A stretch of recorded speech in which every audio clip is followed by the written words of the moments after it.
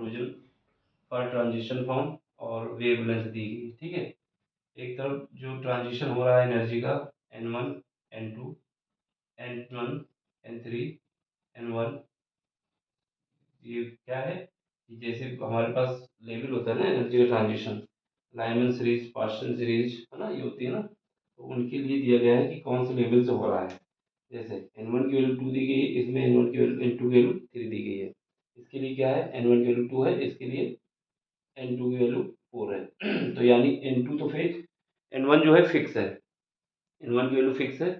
सारा चेंज किस में हो रहा है, N2 में हो रहा है। 3 4 5 6, ठीक है। हमारे पास दो फार्मूले यूज होंगे, इसमें ऑप्शन क्या बताना है, इससे पहले हमें एक फार्मूला वेवलेंथ के लिए 1/λ is equal to z square, और आर हमारे पास क्या होता है, ये रिडंडेंट कांस्टेंट होता है, और यहाँ पर आता है N1 का स्क्वायर माइनस N2 का स्क्वायर, ठीक है।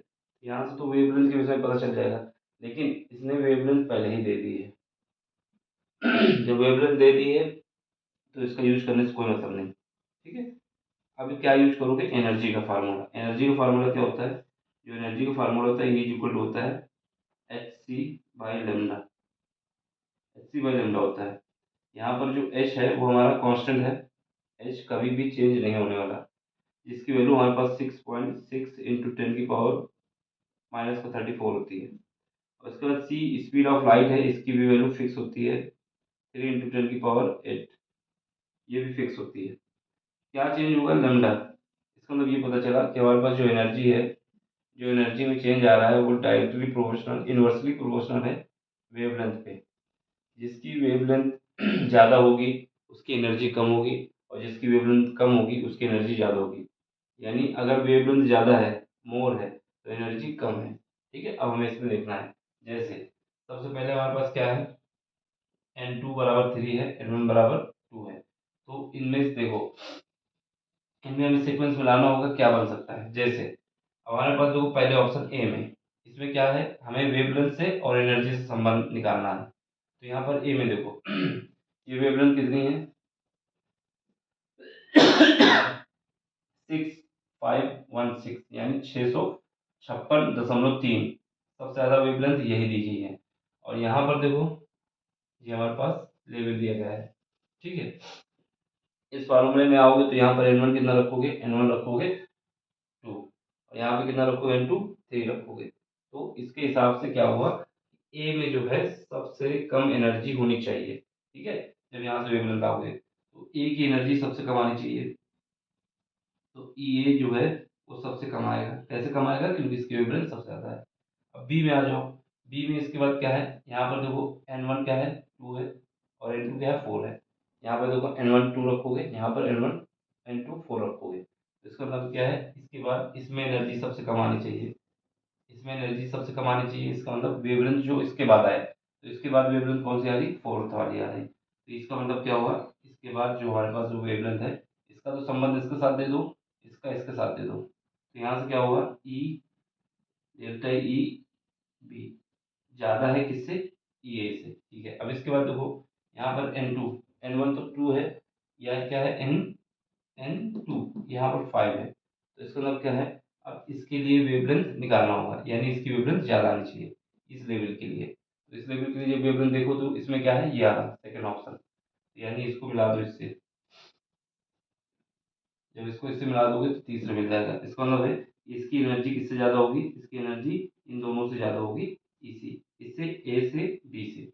अब इसका जो लास्ट में बचा तो ये है,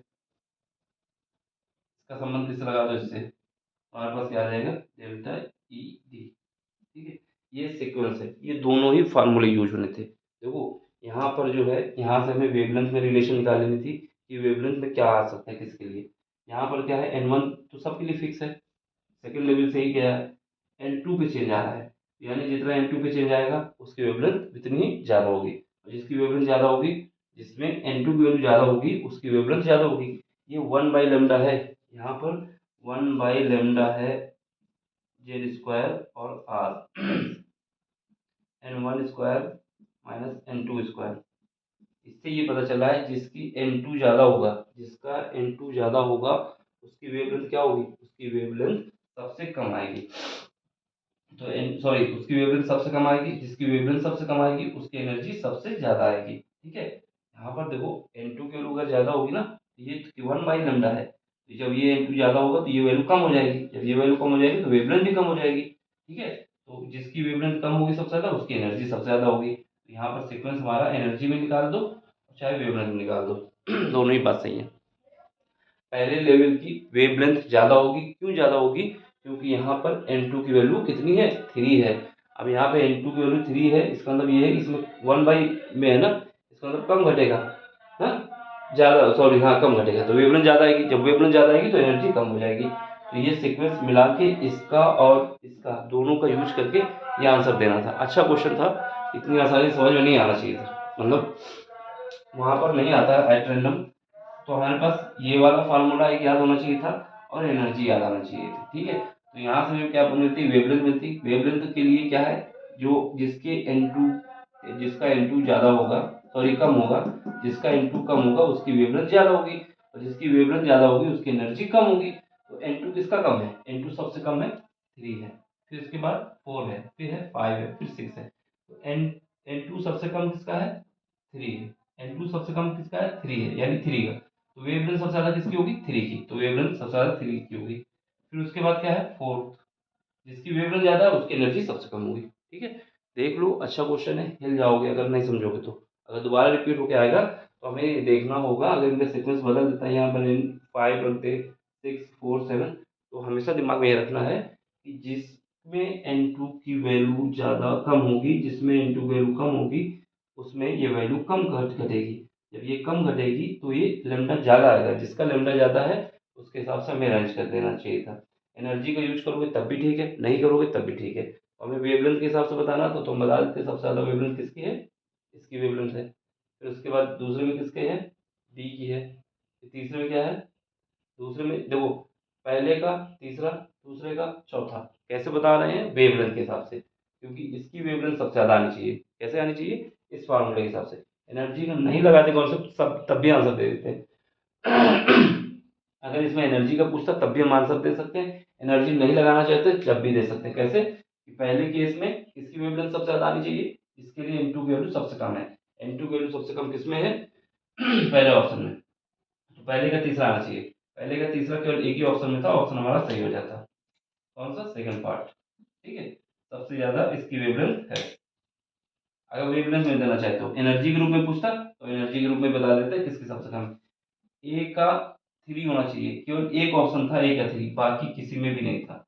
बी का बी का क्या होना चाहिए, फोर्थ, बी का फोर्थ इसमें था, और बाकी में फोर्थ था, बाकी में फोर्थ था ही नहीं। सी का थर्ड, सी का सेकंड, यानी इसकी वेवलेंथ इसके बाद आएगी। सी का यहाँ पर क्या था, सेकंड, सेकंड इसमें है ही नहीं, सेकंड केवल इसी में है, बाकी सब वैसे हट जाते। कोई भी एक पता होता तो काम हो जाता, ऐसे ऑप्शन अरेंज किए गए थे। फिर भी हमें दिमाग में क्या रखना है, हमें दिमाग में रखना है कि एनर्जी के रूप में भी दे सकते हो और वेवलेंथ के रूप में दे सकते हो। यहाँ पर वेवलेंथ के हिसाब से देना है तो वेवलेंथ में भी आंसर सही आएगा और उसमें भी सही आएगा। ठीक है, ये वाला फार्मूला याद रखना है। जिसमें N2 की वैल्यू कम होगी उसकी वेवलेंथ ज़्यादा होगी। यहाँ पर 1/λ है, ये दिमाग में रखना है, 1/λ। अगर लैम्डा होता तो फिर दिक्कत आ जाती, यानी जिसकी N2 की वैल्यू सबसे ज़्यादा होती उसकी वैल्यू सबसे ज़्यादा निकलती। ठीक है, समझ में आया हो तो लाइक शेयर सब्सक्राइब। बाकी कोई क्वेश्चन आपको दिक्कत करता है टेलीग्राम में आइए, अपना क्वेश्चन पूछिए। Thank you for watching.